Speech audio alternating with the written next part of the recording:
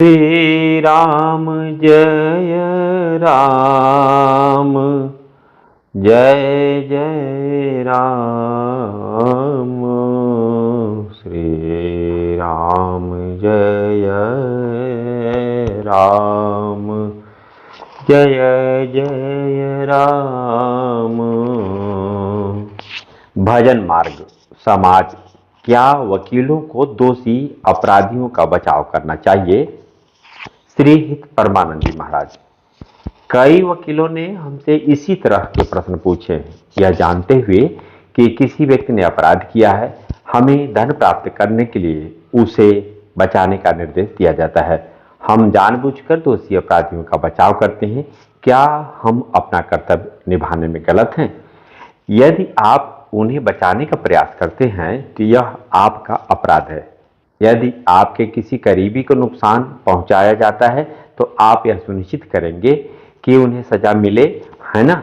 जब आप कुछ गलत कर रहे होते हैं तो आपका विवेक आपको भीतर से चेतावनी देता है। असत्य स्रोतों से कमाया गया धन आपके जीवन और परिवार में अशांति पैदा करता है। आप असंतुष्ट रहेंगे और अशांति से आपका हृदय जलेगा। जब न्याय नहीं मिलेगा तो निर्दोष की आत्मा आपको कोसेगी। आपका पतन निश्चित हो जाएगा। भगवान के दरबार में कोई रिश्वत नहीं चलती, केवल न्याय होता है, क्योंकि वह खुद साक्षी हैं। उन्हें किसी वकील की जरूरत नहीं है, वह स्वयं आपके हृदय में बैठे हुए न्यायाधीश हैं। आपकी प्रत्येक वृत्ति को देख रहे हैं। आपके पास जो भी थोड़ा सा साधन है उसमें सरल जीवन जिए, आप शांतिपूर्ण रहेंगे। पैसा आपको खरीदने में सक्षम नहीं होना चाहिए। जब ईश्वर आपके साथ होंगे तो आपका हृदय शांति, खुशी और आनंद से भर जाएगा। यदि आप निर्दोषों को फंसाते हैं और अधर्मी लोगों को छुड़वा देते हैं तो आपकी शिक्षा और प्रशिक्षण का क्या उपयोग रह गया? यह तो केवल अधर्म का ही व्यापार रह गया। फिर आपको शांति कैसे मिलेगी? वकीलों के दयालु होने और जानबूझकर अपराधियों की रक्षा करने में अंतर। अगर कोई पहली बार गलती करता है, दिल से स्वीकार करता है और उसका कोई आपराधिक रिकॉर्ड नहीं है तो उसे मौका दिया जा सकता है।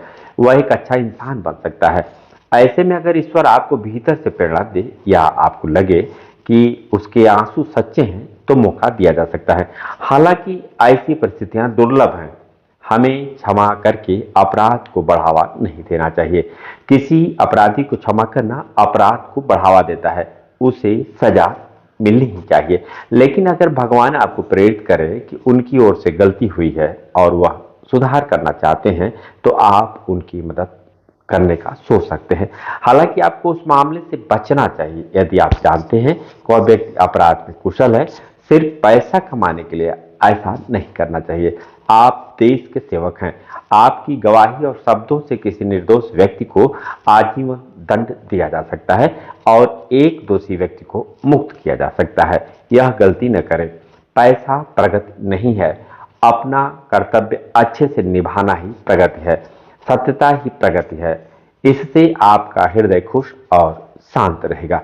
यदि आप निर्दोष लोगों को बचाएंगे तो उनका आशीर्वाद आपको समृद्ध बनाएगा और यदि किसी निर्दोष व्यक्ति को सजा मिलती है तो उनका क्रोध आपको हानि पहुंचाएगा। भगवान सबके हृदय में विद्यमान है। यदि हम पाप कर्म करते हैं तो भगवान हमें भीतर से रोकने की कोशिश करते हैं। अपराधी को दंड दिलाने और निर्दोष को मुक्त करवाने से आपको दिव्य खुशी मिलेगी। सुखी और समृद्ध बनने के लिए हमें अधर्म और झूठ का त्याग करना होगा। हो सकता है कि आप बहुत अधिक धन संचय न कर पाएं, लेकिन आप खुश रहेंगे। अधर्मी लोगों को आपसे भय लगना लगेगा। आपको एक सच्चे वकील होने और धोखाधड़ी के मामले न उठाने के लिए पहचाना जाना चाहिए। यदि किसी वकील को धमकी दी जाए या भावनात्मक रूप से ब्लैकमेल किया जाए तो क्या करें?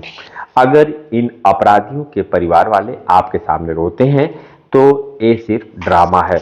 अपने बच्चे का पालन पोषण अच्छे से नहीं किया और जब वह बड़ा हो गया और अपराध कर रहा है तो उसे बचाने की कोशिश कर रहे हैं। सुधार के लिए सजा जरूरी है। आपको अपराधियों पर दया करने की जरूरत नहीं है। आपको उस निर्दोष पर दया करनी चाहिए जिसके साथ गलत आचरण किया गया था। आपको अपना हृदय निर्दोषों के प्रति दयाल और दोषियों के प्रति कठोर रखना चाहिए। फिर चाहे वह रोए तुम्हें पैसे दे या तुम्हें धमकाए।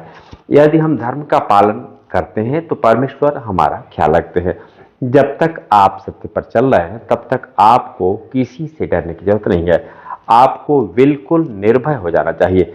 श्री रामचरितमानस में गोस्वामी श्री तुलसीदास जी कहते हैं, जिसके रक्षक स्वयं भगवान राम हो उसके साथ भला कौन बुरा कर सकता है। हर तलवार आपके लिए माला बन जाएगी। दुर्वासा ऋषि अकारण ही नाराज हो गए थे। अम्बरीश जी का कोई अपराध नहीं था। जब उन्होंने क्रोध करने की कोशिश की तो तुरंत ही सुदर्शन चक्र प्रकट हो गए। आपको सुदर्शन चक्र शायद दिखाई न दे, हालांकि सर्वशक्तिमान भगवान तुरंत किसी न किसी रूप में आपके अंदर या बाहर खड़े हो जाएंगे। इसलिए निडर हो जाइए, किसी की धमकी से मत डरिए। समय अत्यंत बलवान होता है और सभी को नष्ट कर देता है। सिद्धांतों का पालन करने वाले लोगों को डरना नहीं चाहिए।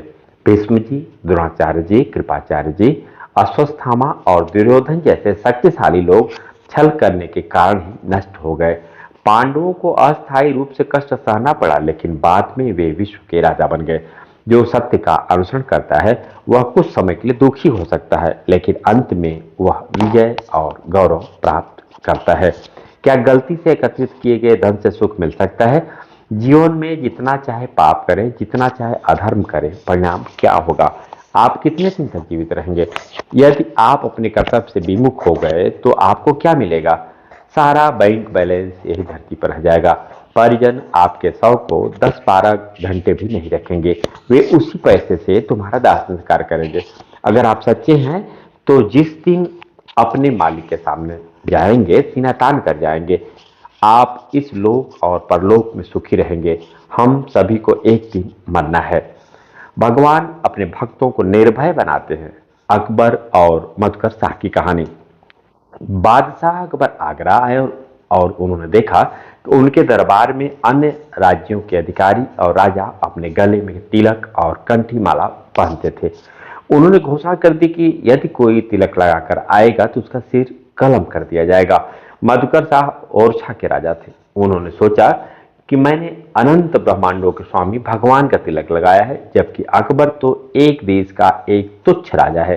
क्या मुझे अकबर के डर से अनंत ब्रह्मांडों के राजा के प्रति दासता का चिन्ह मिटा देना चाहिए? वैसे भी मुझे एक दिन मरना ही है। उन्होंने शरीर के ऊपरी भाग का कपड़ा उतार दिया और पूरे शरीर पर 12 तिलक लगाए और अकबर के दरबार में गए। राजा की आज्ञा का पालन करते हुए किसी अन्य ने उस दिन तिलक नहीं लगाया था। अकबर ने पूछा, मधुकर शाह, क्या तुमने मेरा आदेश नहीं सुना? उन्होंने जवाब दिया, हाँ मैंने सुना। आप एक देश के राजा हैं। यह अनंत ब्रह्मांडों के राजा भगवान के प्रति मेरी दासता का चिन्ह है। मधुकर शाह ने तलवार निकाल ली और कहा, देखता हूं कौन मेरा गला काटता है। जब तक मेरी भुजाओं में ताकत है मैं किसी को अपना तिलक नहीं मिटाने दूंगा। ईश्वर को समर्पित होने के कारण उनमें सिंह जैसी निडरता आ गई। अकबर के हाव भाव तुरंत बदल गए। अकबर ने कहा, शाबाश मधुकर शाह, मैं यही देखना चाहता था कि वास्तव में कौन तिलक के प्रति वफादार है। आप जो भी कहेंगे मैं आपको पुरस्कार दूंगा। उन्होंने कहा कि भारत के ब्रज क्षेत्र में किसी को भी तिलक या कंठी पहनने से न रोका जाए, वहां कोई शिकार न हो और किसी भी भक्त को परेशान न किया जाए। निर्भय होकर जिए, सत्य पर चलते रहें और अपने कर्तव्य का पालन करें। ईश्वर हर समय और हर जगह आपका ख्याल रखेंगे। न्यायाधीशों के लिए मार्गदर्शन। लालची या भयभीत न हो। आपके सामने जो भी गवाह या सबूत पेश किए जाएं, आप उसी के आधार पर न्याय देंगे। भीतर से ईश्वर को साक्षी मानकर प्रार्थना करें, हे ईश्वर, मैं क्या निर्णय कर सकता हूं? कृपया मेरी बुद्धि में विराजमान होकर निर्णय करें। और जब आपकी सेवा पूरी हो जाए तो अपना काम प्रभु को समर्पित कर दें। आप जो भी कार्य करें उन्हें भगवान के चरणों में समर्पित कर दें। यह बड़ी पूजा बन जाएगी। जब कर्ता होने का भाव आता है तो गलती होने की संभावना रहती है। हो सकता है कि आरोपी निर्दोष हो, शायद गवाह गलत हो। अगर हम सिर्फ सबूतों के आधार पर कार्रवाई करेंगे तो उसे एक गलत सजा मिल सकती है। यदि आप कोई गलत निर्णय लेंगे तो कर्म आपको भी दंड देगा। गलत कार्य को प्रोत्साहित करने वाले, गलत कार्य करने वाले और अनुमति वाले को समान दंड मिलता है। यदि आप अपना कर्म भगवान के प्रति समर्पण करते हैं तो यह उनकी जिम्मेदारी है कि वह आपकी बुद्धि में बैठे और निर्णय ले, क्योंकि वह हर किसी के हृदय में मौजूद है। आप हमारे राष्ट्र के विशेष सेवा करते हैं, क्योंकि अधर्मियों को दंड देना और धर्मात्माओं की रक्षा करना भी ईश्वर की सेवाओं में से एक है। अपना कर्तव्य निभाते हुए भगवान को याद करने का एक आसान तरीका, जब आप सेवा के लिए जाएं तो कहें, हे भगवान, मैं सेवा शुरू कर रहा हूं। और सेवा की समाप्ति पे कहें, हे भगवान, मैंने आज जो भी सेवा की है मैं उसे आपको समर्पित करता हूं। भगवत गीता में भगवान कहते हैं, तुम जो कुछ भी करो उसे मुझे समर्पित कर दो, आप कर्म के फलों से मुक्त हो जाएंगे, परम आनंद प्राप्त करेंगे और आपको कभी पश्चाताप नहीं होगा। मार्गदर्शक श्री हित प्रेमानंद गोविंद शरण महाराज जी। जय जय सीताराम। राधे राधे।